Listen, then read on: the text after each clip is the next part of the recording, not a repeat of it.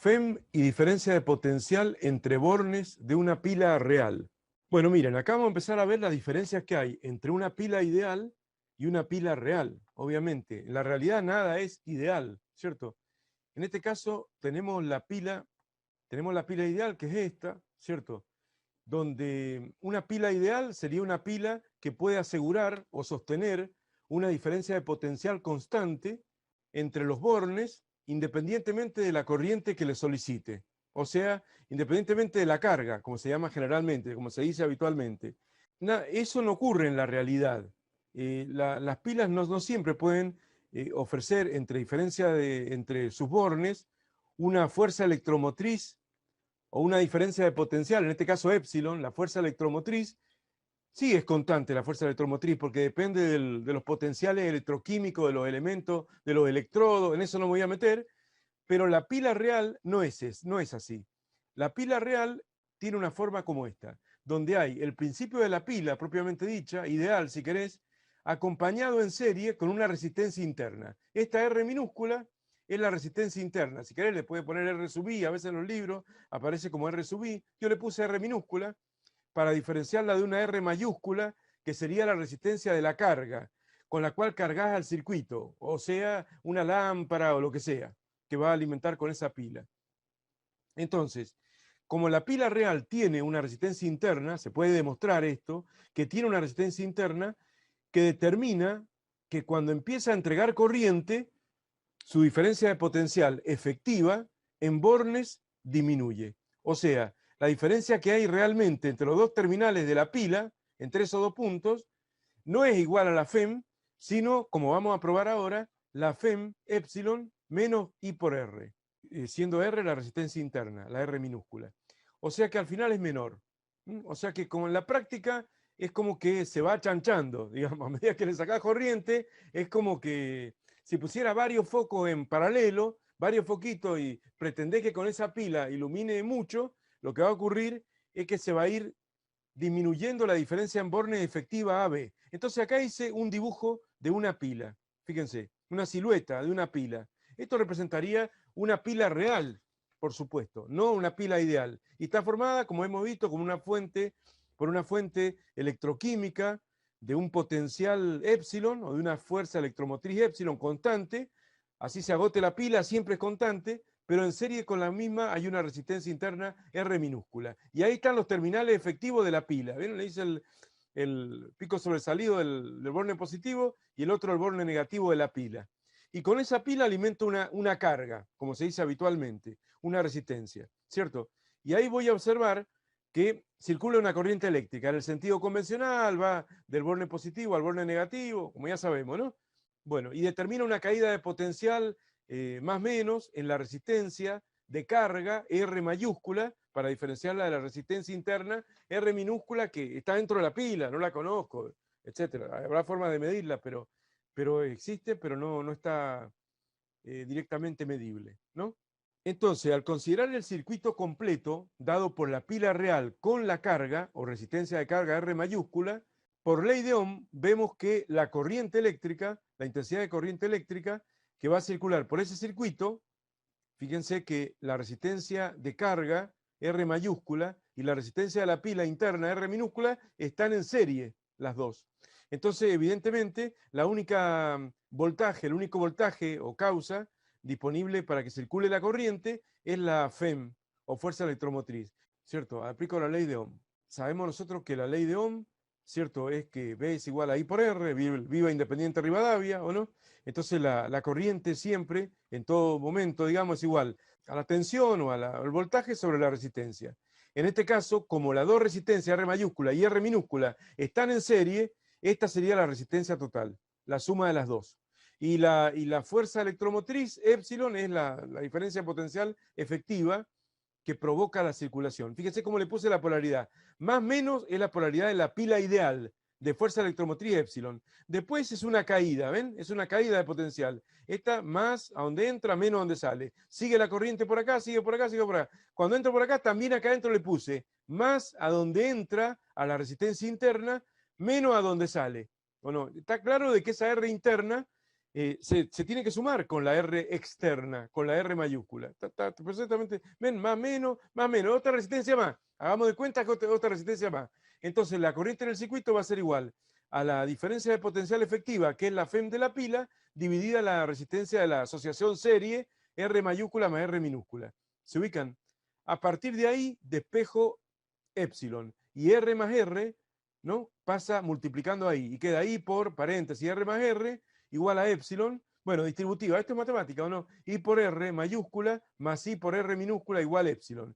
Y después despejo I por R mayúscula, porque me interesa saber cuánto vale esta caída de potencial B a B, que en definitiva es la diferencia de potencial B a B en bornes, ¿o no? Pero bueno, despejo el I por R mayúscula y el I por R minúscula que está sumando pasa restando al segundo miembro y queda el igual acá. Epsilon menos I por R minúscula. Y finalmente, bueno, la corriente I por la R mayúscula es la B a B, la diferencia de potencial entre los bornes de la resistencia o de la pila real AB, no de la pila ideal, que la pila ideal va de acá hasta acá.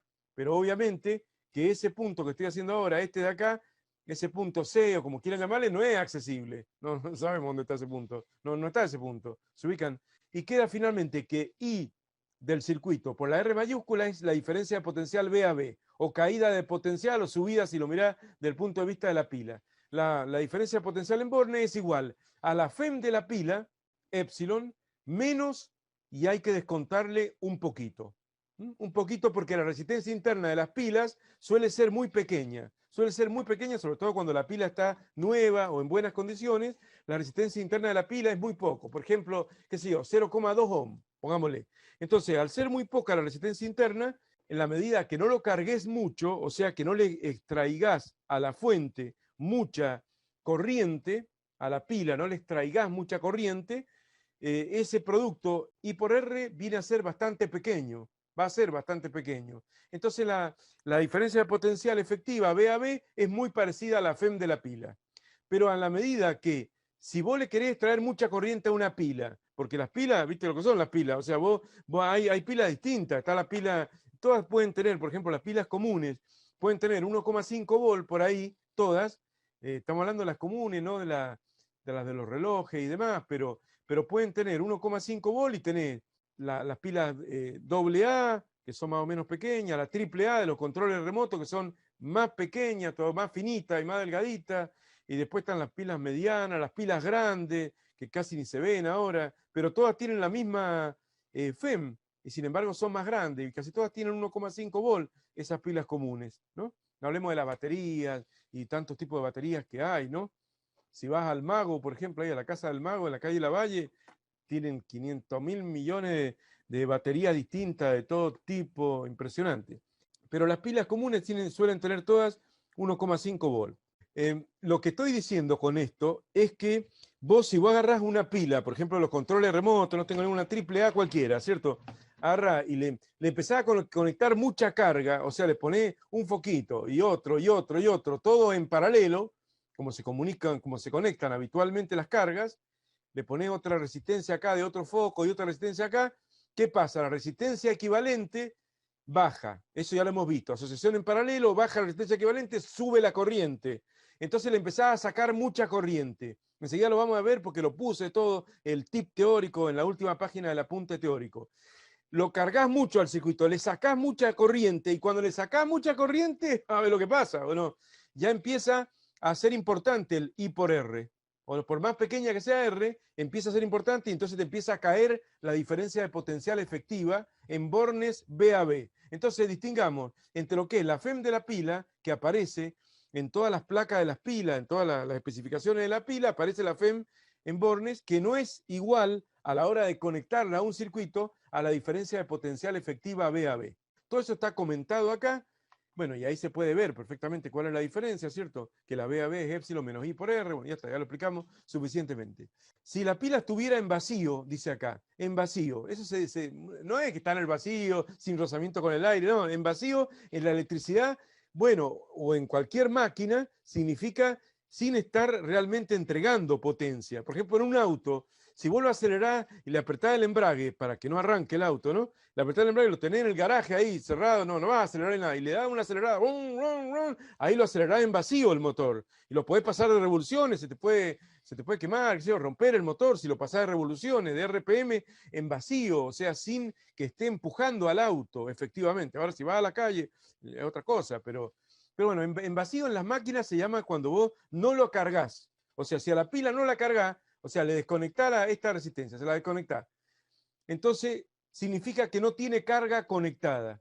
La diferencia de potencial efectiva, V a V, es igual a la pila, a la FEM de la pila. ¿Por qué? Porque I es cero.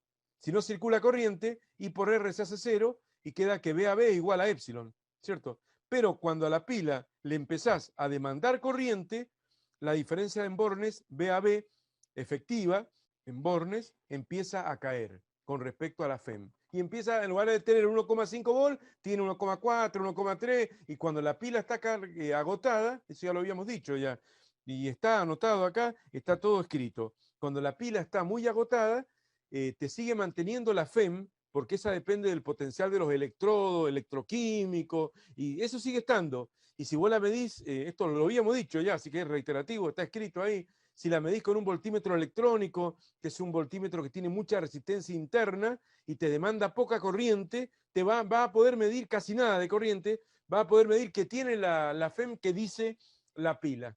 O sea, 1,5 volt, 6 volt, la FEM que sea, te lo va a medir y te va a decir, no, está perfecta, y no está perfecta. Ni bien la querés que te excite, digamos, que te alimente una determinada carga, lo que ha pasado con el envejecimiento de la pila, como está explicado ahí en este párrafo, léanlo después, ya lo habíamos dicho también, ocurren procesos que no voy a entrar y ni conozco en precisión tampoco, pero ocurren procesos de naturaleza electroquímica o química o no sé qué, que hacen que empiece a aumentar esta resistencia interna y empieza a aumentar.